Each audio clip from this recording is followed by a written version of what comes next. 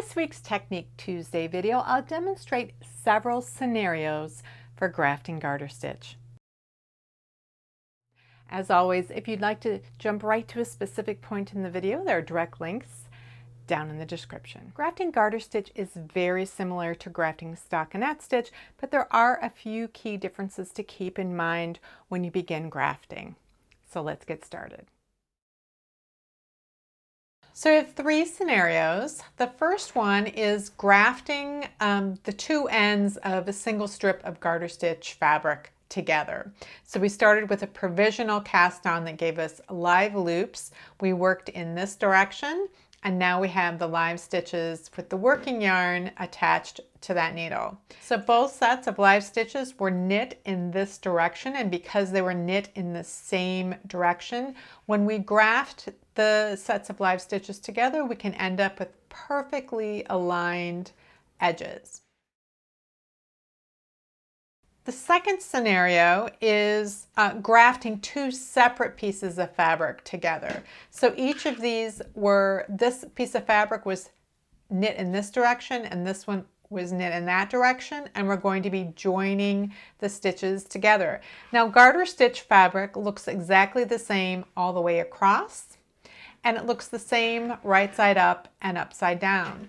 So when we graft the stitches together, they will look perfectly exactly the same, even though they were knit in opposite directions, with the difference being that it'll be a half a stitch off at the edges. So you won't notice anything in the center, but the edges will be slightly off.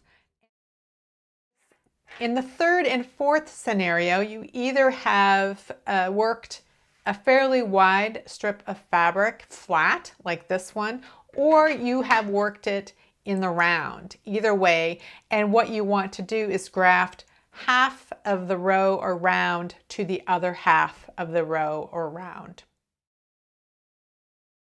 When we graft garter stitch together, we want to make sure that the two edges that we're grafting have the right appearance before we do that. Garter stitch has a two-row repeat, and when we graft, we're going to be adding 2 rows. The stitches on the front needle will become a new row once they come off, and the graft itself that's created with the strand of yarn will create the second row. What we want to see below the front needle that has the working yarn attached to it are purl bumps right attached right below the needle, and we want to see that on the back needle too. Sometimes it can be hard to tell the difference, but if you look at this side, if you pull down on the garter stitch a little bit, you can see that there are knit stitches below the needle. So the setup is like this. You're going to take your threaded needle, you're going to insert through the first stitch on the front needle as if to purl, and you're going to pull the yarn through.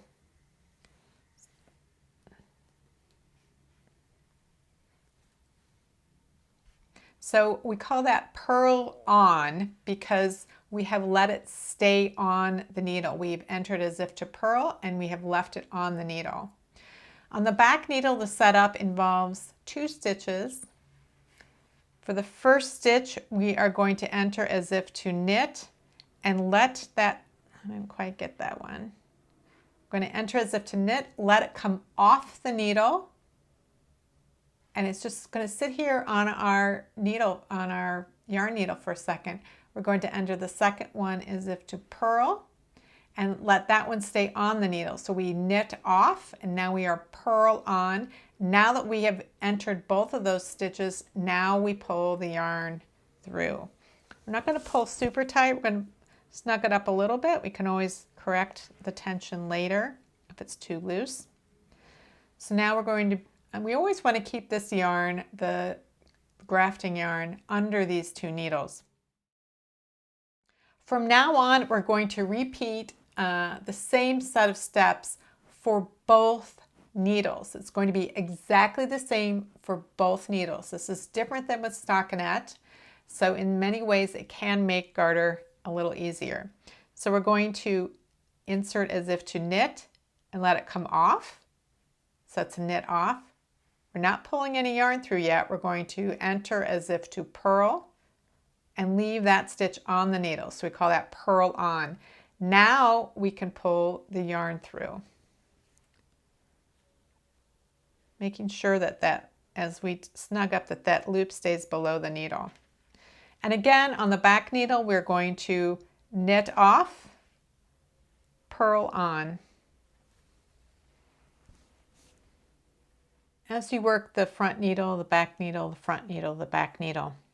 If you get lost as to where you are, wherever the working yarn is currently attached, you're going to work off of the other needle next. So if you get interrupted, the yarn's attached to the back needle, so you're going to work on the front needle next.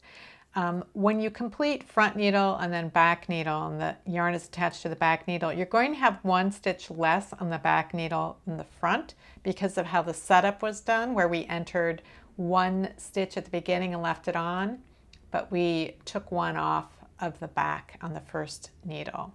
So when you get toward the end and you have different numbers of stitches in garter, in this scenario where you are working with even edges, that's how it's going to be.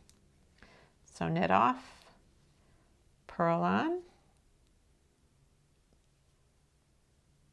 knit off, purl on,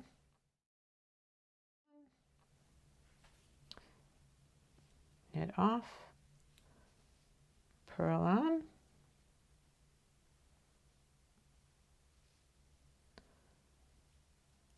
and then you're going to knit off, and you're going to knit off.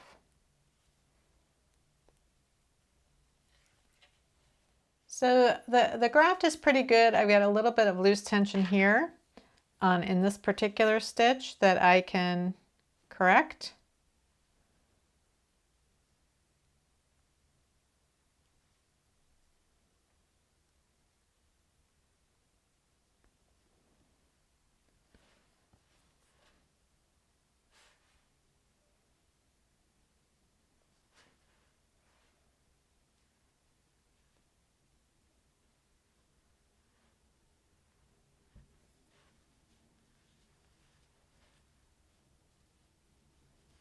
So on this side of the fabric, it's perfectly even. We've got the two different tails on this side.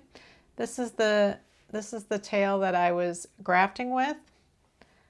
I can take the other tail that was from my provisional cast on, and I can bring it down through the center of this stitch here if I want, and just kind of even things up, and then I'll have to weave in those ends. For these two swatches, I have the cast on edge. I want the same cast on edge to be showing outward. So I want to match them up like this. And I want to make sure that I have purl bumps below each of the needles. So in this case, if you're going to end up working one of these swatches a row longer than the other in order to make that happen, to have a purl bump on the outside here and then knit stitch on the outside here. And you're going to have both tails are going to be at the same end of the needle. You can use either tail to graft with, so if one of your tails is longer than the other, you might want to use that one. The setup is slightly different for this scenario, but otherwise the graft is worked identically. The setup is worked as follows. You're going to purl on the front needle, and then you're going to purl on the back needle.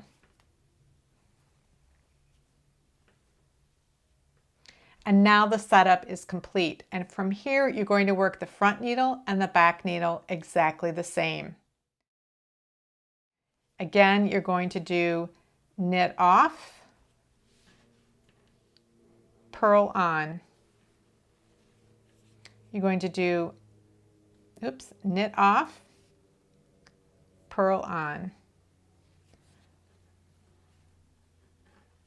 This is the one area where grafting can be, in garter stitch can be a little bit trickier, is because the front needle is worked the same as for stockinette, but but the back needle is not.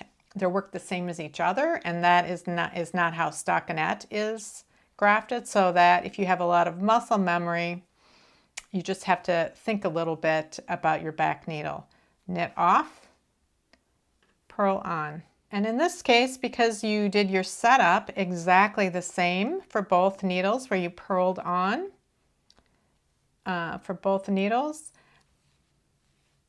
after you have completed a back needle, you should have the same number of stitches on both needles once you have completed a back needle. And just like with any grafting, if you lose your place, if you get confused about where you have been, wherever the yarn is attached currently, you're going to work the stitches off the other needle next. And you always want to enter both of the stitches on any given needle before you pull your yarn through. That will help reduce any confusion about where you are. Knit off, purl on, knit off, purl on, and again the last two stitches, knit off, and end. So the ends are joined. It's the offset isn't too super obvious. It's there, but it's not super obvious. When you weave in the ends, you can help to disguise that. You should have one end at each side so you can use those. If you need to graft the first half of a row to the second half, or the first half of a round to the second half of the round, the first thing you need to do to set up is to work across half of the stitches, because again, you want, when it's folded in half, you want to see purls in the front and purls in the back, and you're not going to get that if you start at the beginning of a row or beginning of a round. So I have 30 stitches here, so I'm going to work 15 stitches. Okay, so I have worked the first half of this row, or we can pretend it's round. I've worked the first half of the round. Now we're going to fold the row in half, and the second half of the row or round is going to be facing us, because that's where the purl bumps are going to be, and then we're going to see the purl bumps on the back needle as well. And we're going to start just like we would have started if these were two separate pieces of fabric. We're going to start with a purl on the front needle and a purl on the back needle. And then we're going to work the graft just like we did in the second scenario, where you knit off, purl on,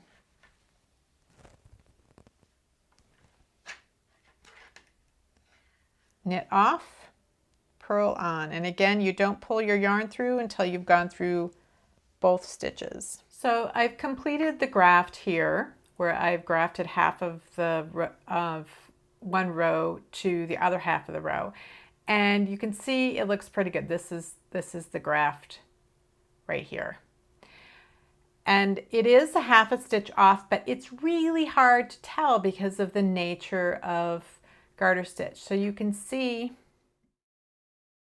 this bump right here is the head of the stitch. We look at this stitch here, and then here's the head of the stitch across on the other side of the graft. And that's where you can see that there's another half a stitch. But it really isn't noticeable when you do it. And when you bring the grafting yarn around to the back side and then weave that yarn in, it's not going to be obviously offset at all in garter stitch. Grafting garter stitch can be easier than grafting stockinette because the repeated steps are the same for both the front needle and the back needle. But if you have muscle memory for grafting stockinette stitch, you're going to need to overcome that and concentrate a bit more on that back needle to prevent yourself from grafting in autopilot. Make sure that before you begin grafting that the stitches are presenting to you as purls on both needles. And by that I mean the stitches under the needles, as you look at them, present as purl stitches. This is critical for getting the stitch pattern to maintain its continuity from row to row across the graft. And finally, make sure that the setup steps and the finishing steps that you're using for your graft are the correct ones for the scenario in which you are grafting. For other videos on grafting, you can check out this playlist up here.